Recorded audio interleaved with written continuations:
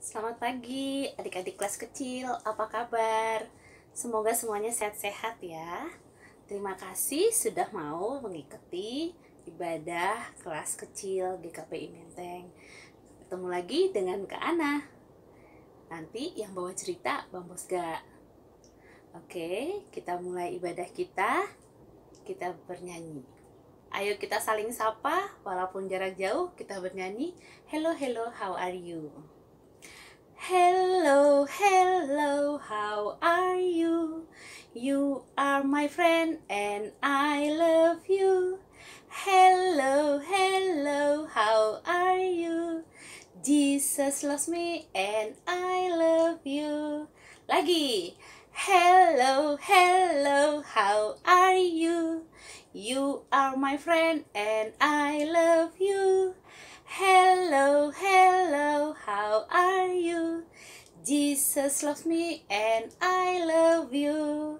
Oke, Tuhan sangat sayang pada kita. Kita bersatu, melipatkan tangan dan berdoa. Tuhan Yesus, terima kasih kalau pagi ini Tuhan boleh sertai kami untuk memulai ibadah kami.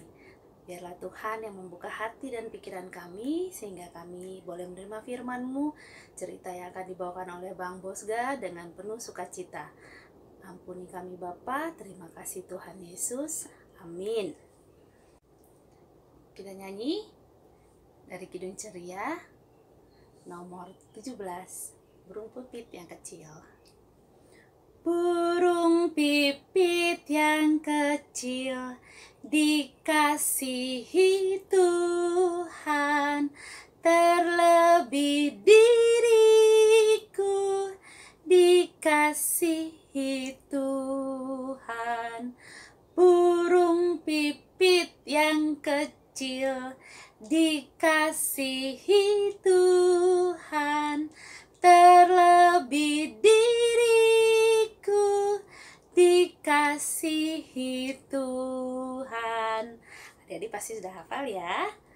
Oke, kita dengarkan Bang Bosga. Halo adik-adik semuanya, selamat hari Minggu. Nah, sekarang kita akan baca kitab. Kita akan baca dari Galatia 6 ayat 1 sampai 10. Sebelum itu, Abang mau mengajak adik-adik kita berdoa dulu sebentar. Ya, mari kita berdoa. Tuhan kami yang baik, terima kasih Tuhan. Sebentar kami akan membaca sebagian dari firman-Mu Tuhan, kiranya menjadi berkat bagi kami. Terima kasih Tuhan, haleluya, amin. Nah adik-adik, kita buka sekarang Galatia 6 ayat 1 sampai dengan 10. Galatia 6 ayat 1 sampai dengan 10. Sudah dibuka? Kita baca sama-sama ya. 1, 2, 3. Saling membantulah kamu. Saudara-saudara, kalaupun seorang kedapatan melakukan suatu pelanggaran, maka kamu yang rohani harus memimpin orang itu ke jalan yang benar dalam roh lemah lembut, sambil menjaga dirimu sendiri, supaya kamu jangan kena pencobaan. Bertolong-tolonglah menanggung bebanmu, demikianlah kamu memenuhi hukum Kristus. Sebab kalau seorang menyangka bahwa ia berarti, padahal ia sama sekali tidak berarti, ia menipu dirinya sendiri. Baiklah, tiap-tiap orang menguji pekerjaannya sendiri, maka ia boleh bermegah melihat keadaannya sendiri, dan bukan melihat keadaan orang lain. Sebab tiap-tiap orang akan memikul tanggungannya sendiri. Dan baiklah dia yang menerima pengajaran dalam firman, membagi segala sesuatu yang ada padanya dengan orang yang memberikan pengajaran itu. Jangan sesat. Allah tidak membiarkan dirinya dipermainkan. Karena apa yang ditabur orang, itu juga yang akan dituainya. Sebab, barang siapa menabur dalam dagingnya, ia akan menuai kebinasaan dari dagingnya. Tetapi barang siapa menabur dalam roh, ia akan menuai hidup yang kekal dari roh itu. Janganlah kita jemu-jemu berbuat baik, karena apabila sudah datang waktunya, kita akan menuai jika kita tidak menjadi lemah.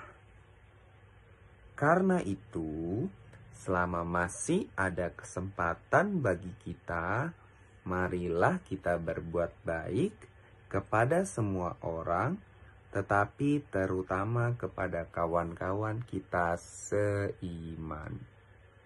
Demikianlah firman Tuhan. Adik-adik, tema pengajaran hari ini adalah bergotong royong. Adik-adik tahu apa itu bergotong royong? Betul, hidup bekerja sama, saling mengasihi satu dengan yang lainnya. Gimana sih kalau bekerja sama itu, gotong royong itu? Yang paling gampang, misalnya kalau dulu waktu sekolah, waktu masih masuk ke sekolah nih, belum COVID. Nah, adik-adik mungkin ada yang kerja bakti nih. Setiap pulang sekolah ada pembagian piket. Siapa yang menyapu, siapa yang membereskan kursi dan meja. Nah, itu kan teman-teman tidak mungkin melakukan itu sendirian. Nah, teman-teman pasti melakukannya bersama teman-teman yang lain. Nah, itulah yang disebut bergotong royong. Masing-masing bertanggung jawab akan pekerjaannya. Misalnya abang yang bagian mengelap papan tulis. Misalnya adik-adik ada yang bagian menyapu. Nah, kita melakukan pekerjaan itu dengan maksimal. Nah, ketika kita melakukan pekerjaan dengan maksimal, maka kita saling bergotong royong untuk membantu menyelesaikan tugas itu. Nah, kita saling membantu untuk merapikan kelas itu contohnya. Nah, bagaimana sih misalnya kalau di rumah? Adik-adik juga bisa di rumah bergotong royong dengan keluarganya. Adik-adik bisa saling bertanya kepada mama, papa, diskusi aja, ngobrol, tanya, Ma, Pa, apa yang bisa aku bantu ya? Aku mau juga dong, misalnya papa lagi cuci mobil, aku mau bantuin. Supaya pekerjaan papa misalnya menjadi lebih ringan. Atau misalnya mama sedang mencuci sayur, atau mungkin mbak lagi mencuci sayur. Nah, kita nggak masalah untuk membantu. Sehingga kita juga belajar bagaimana cara untuk melakukan sesuatu, misalnya mencuci sayur itu. Nah, kita juga belajar bagaimana membagi tugas untuk bekerja sama dengan orang lain. Nah, di perikop ini, Rasul Paulus menasihati jemaat di Galatia untuk melayani seorang dengan yang lainnya oleh kasih. Teman-teman tahu kan kasih itu apa? Kasih itu sabar, kasih itu murah hati, lemah lembut, tidak memegahkan diri, dan sebagainya. Nah, Rasul Paulus menginginkan setiap orang itu harus diberikan nasihat apabila ia melakukan suatu kesalahan, sehingga antara satu dengan yang lainnya kita saling tolong menolong, membantu yang lain. Paulus menyadari bahwa kesombongan akan menjadi penghalang untuk bersikap lemah lembut dan berbelas kasih. Karena sombong itu cenderung akan membuat kita merasa diri lebih hebat. Akan membuat kita merasa kita bisa melakukan semua sendirian tanpa ada bantuan orang lain. Padahal tidak boleh, karena kita diciptakan untuk saling membantu satu dengan yang lainnya.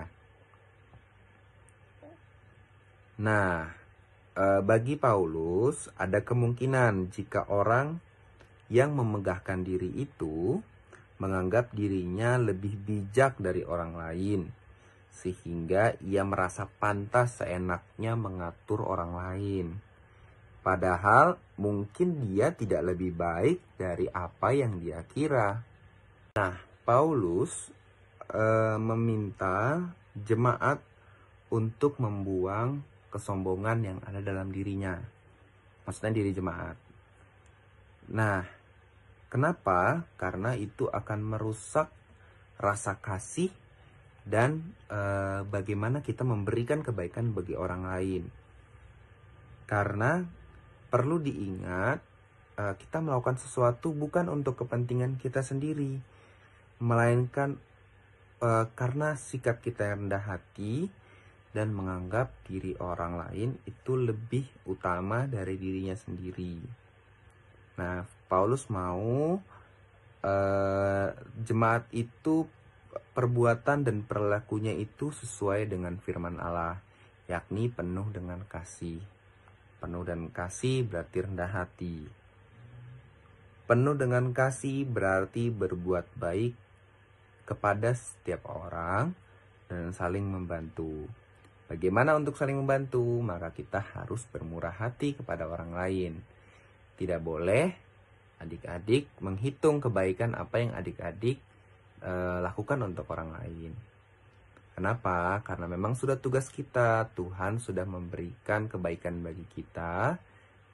Tuhan sudah lebih dahulu berbuat baik, maka kita juga berbuat baik pada orang lain. Nah, terakhir, sebagai pengetahuan adik-adik, bergotong royong itu asalnya dari bahasa Jawa. Gotong royong, gotong artinya pikul atau mengangkat. Royong berarti bersama-sama. Berarti gotong royong adalah bersama-sama memikul suatu hal untuk dikerjakan secara bersama-sama. Nah, gotong royong artinya kita harus saling berpartisipasi. Nggak boleh misalnya satu ada yang gabut, diem aja, duduk aja. Semuanya harus aktif. Semuanya harus mempunyai peran masing-masing dan bertanggung jawab atas apa yang jadi tugasnya. Nah, ada peribahasanya nih. Berat sama dipikul, ringan sama dijinjing. Nah, inilah peribahasa yang menghidupi nilai-nilai kebersamaan gotong royong. Artinya, baik suka maupun duka dikerjakan bersama-sama. Nah, adik-adik, kurang lebih itu bahan hari ini. Adik-adik nanti boleh diskusi dengan mama papanya di rumah. Kira-kira apa sih yang bisa adik-adik lakukan untuk bekerja sama dengan mama dan papa di rumah. Oke adik-adik, sekian cerita Bang hari ini. Jangan lupa kalau keluar rumah dipakai ya maskernya ya. Terus jangan lupa cuci tangan selalu. Jaga kesehatan, hindari makan gorengan dulu, supaya tenggorokannya nggak kering. Lalu minum vitamin kalau ada, atau kalau tidak, yang penting makan makanan yang sehat, buah, sayur, jangan lupa, jangan males ya makan sayur. Lalu ya pokoknya harus makanannya yang sehat, dan kalau bisa hindari yang berminyak ataupun makanan di pinggir jalan, supaya nanti adik-adik tetap sehat, tetap kuat. Oke, semangat semuanya. Sampai jumpa minggu depan. Baiklah adik-adik, kita akhiri ibadah kita. Kita tundukkan kepala, bersatu dalam doa. Lipatlah tangan, tutup mata, kami berdoa kepadamu. Tuhanku Yesus, dengarkanlah, jagalah kami senantiasa. Amin.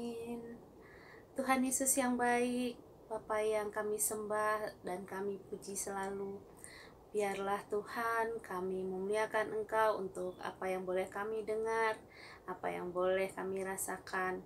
Kami mau bersyukur untuk ibadah kali ini Bapa.